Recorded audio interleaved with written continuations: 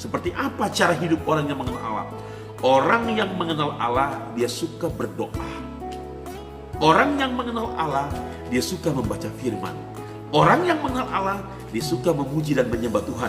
Orang yang mengenal Allah selalu hidup damai dengan semua orang.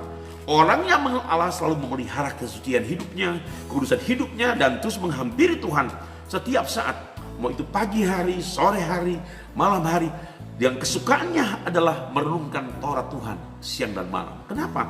Orang yang mengenal Allah adalah orang yang suka bergaul dengan Allah. Nah, Tuhan mau supaya benar-benar kehidupan kita seperti ini.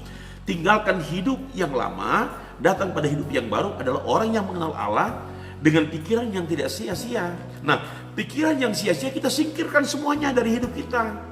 Jauhkan dari kita, ya. Pikiran yang kebenaran jauhkan dari hidup kita. Nah, makanya seorang Daud, seorang pemazmur berkata, Tuhan, biar firman-Ku taruh dalam hatiku, supaya jangan aku berdosa kepada Tuhan. Nah, firman Allah menjaga pikiran saya, mindset saya. Firman Allah juga menjaga hatimu, menjaga juga mindsetmu, pikiranmu, cara berpikirmu.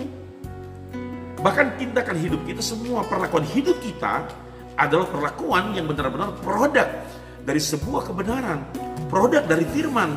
Kenapa? Sebab aktualisasi dari kehidupan orang yang sudah percaya bertobat terima Yesus benar-benar cocok, ya, cocok dengan perbuatan apa yang diungkapkan oleh firman Allah.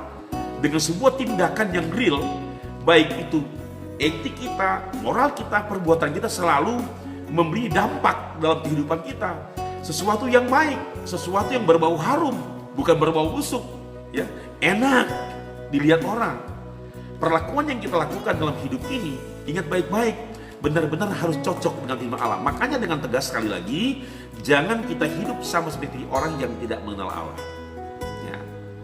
Tapi kita harus hidup tentunya sama dengan orang yang mengenal Allah ketika Anda percaya bertobat. Dan pikiran yang sia-sia, yang kotor, kita tinggalkan. Nah, itu bagian yang pertama. Puji Tuhan, kita lihat bagian yang pertama tentunya sudah selesai. Jangan hidup lagi seperti orang yang tidak mengenal Allah dengan pikiran yang sia-sia. Dengan kata lain, pikiran gak benar, pikiran kotor.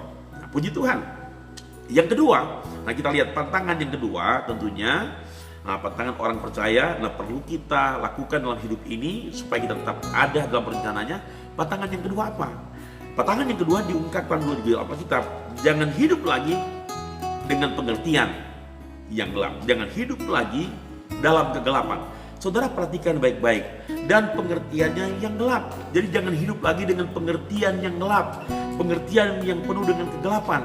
Nah, kalau kita belajar dari firman Tuhan yang sudah kita pahami, ini benar-benar adalah mengarahkan pandangan hidup kita. Dikatakan jangan lagi hidup, ya, dengan pengertian yang gelap. Jadi yang kedua, jangan hidup dengan pengertian yang gelap. Puji Tuhan.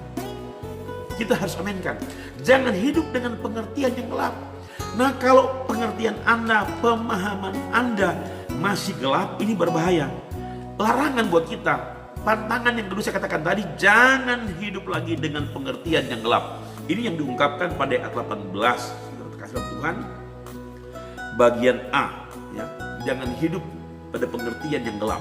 Nah, kalau pengertian yang gelap berarti semua yang dipikirkan, semua yang direncanakan, semua yang diprogramkan itu nggak benar, nggak beres.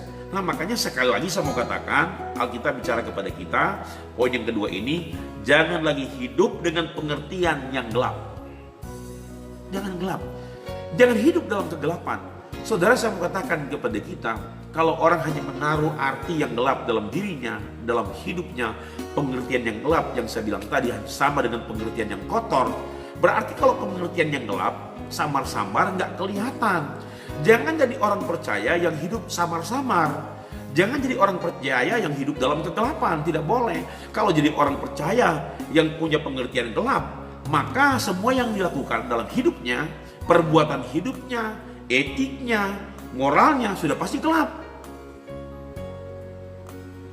Nah, makanya dengan tegas, jangan kita hidup dalam pengertian yang gelap. Berarti lawan kata dari gelap adalah terang. Kita harus hidup dalam pengertian yang terang, bukan pengertian yang gelap. Ini ungkapan firman.